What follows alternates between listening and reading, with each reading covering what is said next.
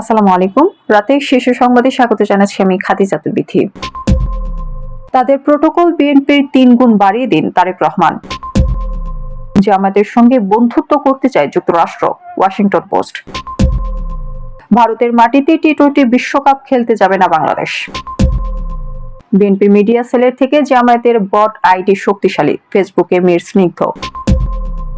৪৮তম বিশেষ বিসিএস থেকে ৩,২৬৩ জনকে ক্যাডার পদে নিয়োগ। ঢাকার মার্কিন রাষ্ট্রদূতের বক্তব্য প্রত্যাখ্যান চীনের। ধানের শীষের জোয়ার শুরু হয়ে গেছে আমির খসরু। আবাসন প্রকল্পে অনিয়ম, রূপায়ণ হাউজিং এর চেয়ারম্যান মুকুলের বিরুদ্ধে মামলা। ওবায়দুল কাদের সহ ৭ জনের বিচার শুরুর আদেশ। নিরাপত্তা উপদেষ্টার সঙ্গে মার্কিন রাষ্ট্রদূতের সাক্ষাৎ। ১ ফেব্রুয়ারি থেকে সব টেক্সটাইল মিল বন্ধের ঘোষণা। ২৫ জানুয়ারি এনআইডি সংশোধন কার্যক্রম চালুর সিদ্ধান্ত। কাশ্মীরে খাড়া উঠতে গিয়ে ২০০ ফুট খাদে ভারতীয় সাজোয়া যান, ১০ সেনা নিহত। শুনছিলেন সোনার ব্যাপার বিস্তারিত। বিএনপির চেয়ারম্যান তারেক রহমান একটি রাজনৈতিক দলের প্রতি ইঙ্গিত করে বলেছেন, তারা মানুষকে বিভ্রান্ত করছে, মানুষটা জানতে পেরে তাদের উপর ক্ষিপ্ত হচ্ছে। আমরা চাই না মানুষ ক্ষিপ্ত হয়ে কিছু করে বসুক, তাই সরকারকে বলবো তাদের প্রোটোকল বিএনপির ৩ গুণ বাড়িয়ে দিন। বৃহস্পতিবার দুপুরে মৌলভীবাজার এলাকার আইনপুরে নির্বাচনী পথসভায় এসব কথা বলেন তিনি। তারেক রহমান বলেন, আবার ভোট চুরির প্রক্রিয়া তারা শুরু করেছে। দেখেছেন আপনারা, এই সংবাদ শুনেছেন? তাহলে আমি বলবো আপনারা সতর্ক থাকবেন, সবাইকে সজাগ থাকতে হবে। বাংলাদেশ জামায়াতে ইসলামের সঙ্গে যুক্তরাষ্ট্র বন্ধুত্ব করতে চায়। দেশটির এক কূটনীতিক কয়েকজন নারী সাংবাদিকদের সঙ্গে আলাপকালে এই কথা জানিয়েছেন।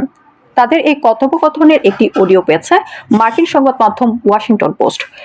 সংবাদ মাধ্যমটি বৃহস্পতিবার জানিয়েছে, তাদের পাওয়া ওই অডিওতে মার্কিন কূটনীতিককে বলতে শোনা গেছে, বাংলাদেশ এখন ইসলাম পন্থার দিকে ঝুঁকে গেছে। এছাড়া আগামী জাতীয় নির্বাচনে জামায়াত তাদের ইতিহাসের সর্বোচ্চ আসন পাবে। এমন অবস্থায় তারা জামায়াতে ইসলামের সঙ্গে বন্ধুত্ব করতে চান, যে দল বেশ কয়েকবার সর্বশেষ স্বৈরাচার শেখ হাসিনার আমলে নিষিদ্ধ হয়েছিল। ঢাকা ভিত্তিক ওই কূটনীতিক নারী সাংবাদিকদের বলেন, আমরা চাই তারা আমাদের বন্ধু হোক। এছাড়া ছাত্র শিবিরের নেতাদের টিভি অনুষ্ঠানে আনবেন কিনা এমন প্রশ্ন করেন মার্কিন কূটনীতিক। সঙ্গে তিনি জিজ্ঞেস করেন, শিবির নেতারা তাদের অনুষ্ঠানে আসবেন কিনা। এছাড়া জামায়াত নির্বাচিত হতে পারলে বাংলাদেশ শরিয়া আইন চালু করবে না বলেও মন্তব্য করেন তিনি। এই কূটনীতিক জানান, জামায়াত শরিয়া আইন চালু করলে এর পরের দিনই বাংলাদেশের পোশাক শিল্পে ১০০% শুল্ক আরোপ করবে যুক্তরাষ্ট্র।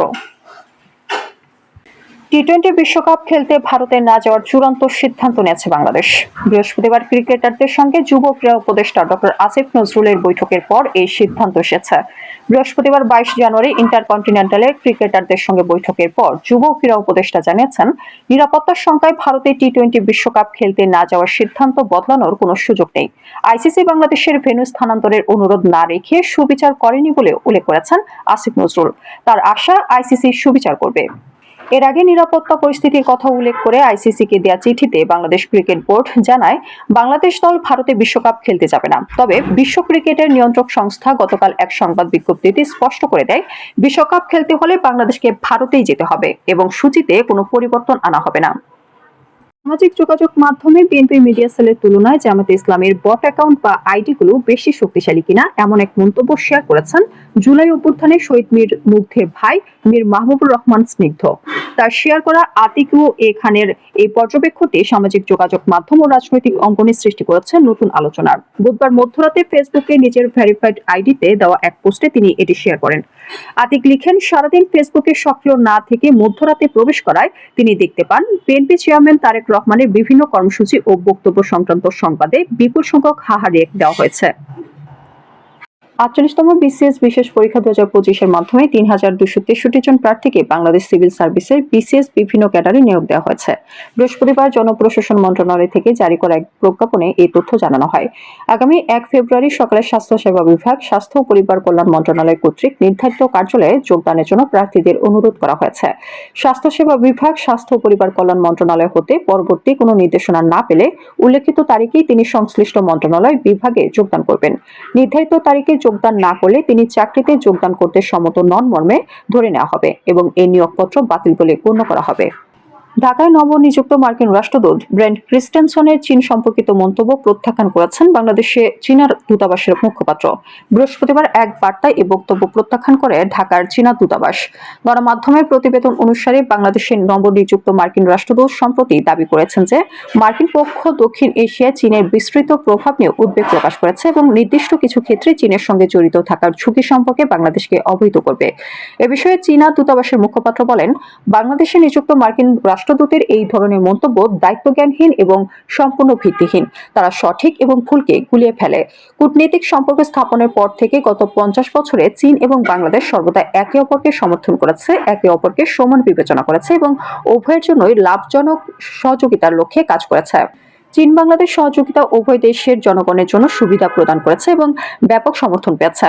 এটি এই অঞ্চলের উন্নয়ন এবং স্থিতিশীলতার জন্য সহায়ক। বিএনপির স্থায়ী কমিটির সদস্য আমির খসরু মাহমুদ চৌধুরী বলেছেন, জনগণের ঢল নেমেছে রাস্তায়, ধানের শীষের জোয়ার শুরু হয়েছে, মানুষের জন্য অপেক্ষা করেছে। সবচেয়ে জনপ্রিয় দল হিসেবে বিএনপি জনগণের পাশে দাঁড়িয়েছে। এখন মানুষ বিএনপির ত্যাগের প্রতিদান দিচ্ছে, জনগণ বিএনপির পাশে দাঁড়িয়েছে। বৃহস্পতিবার চট্টগ্রাম 29 নং ওয়ার্ড কদমতলীতে নির্বাচনী গণসংযোগে এসব কথা বলেন তিনি। এর আগে সকাল 10:30টায় উত্তর কাট্রলী নাজির বাড়িতে তার পিতার সাবেক মন্ত্রী মরহুম মাহমুদুন নবী চৌধুরী ও মাতা মরহুমা মেহরুন্নেসা চৌধুরীর কবর জিয়ারত করেন ও দোয়া মোনাজাত করেন। এরপর তিনি সেখান থেকে গণসংযোগ শুরু করেন। রূপায়ণ হাউজিং এস্টেট লিমিটেডের একটি আবাসন প্রকল্পে বিভিন্ন অনিয়মের অভিযোগ এনে প্রতিষ্ঠানটির চেয়ারম্যান লিয়াকত আলী খান মুকুলের বিরুদ্ধে মামলা করেছে দুর্নীতি দমন কমিশন। রাজধানীতে ওই আবাসন প্রকল্প গড়ে তুলতে ব্যক্তি মালিকানাধীন জমি নিয়ে আদালতের দেওয়া স্থিতাবস্থা অমান্য করে অবৈধভাবে ভূমি ব্যবহারের ছাড়পত্র, বিশেষ প্রকল্প এবং নকশা ও নির্মাণ অনুমোদন নেওয়ার অভিযোগের পাশাপাশি মামলায় অবৈধভাবে সরকারি খাস জমি ব্যবহারের অভিযোগ আনা হয়েছে। বৃহস্পতিবার দুদকের মহাপরিচালক মোহাম্মদ আক্তার হোসেন সাংবাদিকদের মামলা করার তথ্য দেন। বলেন, সংস্থার উপ সহকারী পরিচালক আফিয়া খাতুন বাদী হয়ে দুদকের সমন্বিত জেলা কার্যালয় ঢাকা 1-এ মামলাটি দায়ের করেছেন। এতে চেয়ারম্যান ছাড়াও রূপায়ণ হাউজিং এস্টেটের কয়েকজন শীর্ষ কর্মকর্তা এবং রাজধানী উন্নয়ন কর্তৃপক্ষের 43 জন কর্মকর্তা কর্মচারীকে আসামি করা হয়েছে। গণঅভ্যুত্থানের সময় সংঘটিত মানবতা বিরোধী অপরাধের মামলায় কার্যক্রম নিষিদ্ধ আওয়ামী লীগের সাধারণ সম্পাদক ওবায়দুল কাদের সহ পলাতক 7 আসামির বিচার শুরুর আদেশ হয়েছে।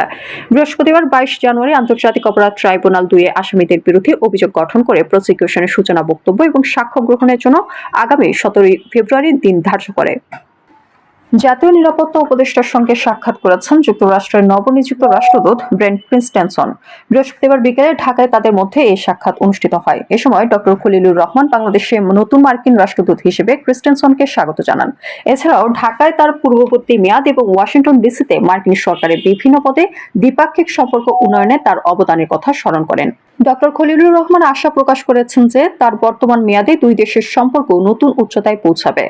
ঘণ্টাব্যাপী এই বৈঠকে তারা বাংলাদেশ মার্কিন সম্পর্কের মূল দিকগুলো নিয়ে আলোচনা করেছেন, যার মধ্যে রয়েছে পারস্পরিক শুল্ক চুক্তি, রোহিঙ্গাদের প্রতি সহায়তা, ভিসা বন্ড সহ অভিবাসন এবং যুক্তরাষ্ট্র থেকে অবৈধ বাংলাদেশিদের প্রত্যাবর্তন, বাংলাদেশে আমেরিকান ব্যবসা বিনিয়োগ ও পাশাপাশি সাধারণ উদ্বেগের আঞ্চলিক বিষয়গুলো স্থান পায়। 7 দিনের মধ্যে 10 থেকে 30 কাউন্টের সুতা আমদানিতে বন্ড সুবিধা প্রত্যাহারের সুপারিশ বাস্তবায়ন না হলে আগামী 1 ফেব্রুয়ারি থেকে অনির্দিষ্টকালের জন্য সব টেক্সটাইল মিল বন্ধ রাখার ঘোষণা দিয়েছে বাংলাদেশ টেক্সটাইল মিলস অ্যাসোসিয়েশন। বৃহস্পতিবার রাজধানীর কারওয়ান বাজারে বিটিএমএ কার্যালয়ে আয়োজিত এক সংবাদ সম্মেলনে সংগঠনের সভাপতি শওকত আজিজ রাসেল এই ঘোষণা দেন। জাতীয় পরিচয়পত্র সংশোধন কার্যক্রম আগামী 25 জানুয়ারি থেকে ফের চালু করার সিদ্ধান্ত নিয়েছে নির্বাচন কমিশন। বৃহস্পতিবার জাতীয় পরিচয় নিবন্ধন অনুবিভাগের মহাপরিচালক এএসএম হুমায়ুন কবির বিষয়টি গণমাধ্যমকে জানান। তিনি বলেন, গণভোট ও সংসদ নির্বাচনে ভোটার তালিকা চূড়ান্ত করতে এনআইডি সংশোধন কার্যক্রম বন্ধ রাখা হয়েছিল। আগামী 25 জানুয়ারি তা আবার পুরোদমে চালু করা হবে। ইসি আশা করছে নতুন কার্যক্রম শুরু হওয়ার পর নাগরিকরা সহজেই তাদের তথ্য হালনাগাদ করতে পারবেন এবং ভোটার তালিকায় সঠিক তথ্য নিশ্চিত হবে। জম্মু ও কাশ্মীরের ডোডা জেলায় এক ভয়াবহ সড়ক দুর্ঘটনায় 10 ভারতীয় সেনার মৃত্যু হয়েছে। বৃহস্পতিবার 22 জানুয়ারি দুপুরে ভাদেরওয়া চাম্পা আন্তঃরাজ্য সড়কের 9000 ফুট উচ্চতা বিশিষ্ট খানি টপ এলাকায় 17 থেকে 21 জন জওয়ানকে বহনকারী একটি বুলেট প্রুফ সাজোয়া সমতল থেকে উঁচু চৌকির দিকে যাচ্ছিল। এ সময় নিয়ন্ত্রণ হারিয়ে গাড়িটি প্রায় 200 ফুট গভীর খাদে পড়ে যায়। সেনাবাহিনী ও স্থানীয় সূত্র জানিয়েছে, প্রতিকূল আবহাওয়া ও পিচ্ছিল পাহাড়ি পথ দিয়ে যাওয়ার সময় চালক নিয়ন্ত্রণ হারালে গাড়িটি খাদে পড়ে দুমড়ে মুচড়ে যায়। ঘটনার পরপরই সেনাবাহিনী, পুলিশ ও স্থানীয় বাসিন্দারা যৌথভাবে উদ্ধার অভিযান শুরু করে। আমাদের আগামীকাল দুপুরের সংবাদ দেখার আমন্ত্রণ জানিয়ে এখনকার মতো বিদায় নিচ্ছি।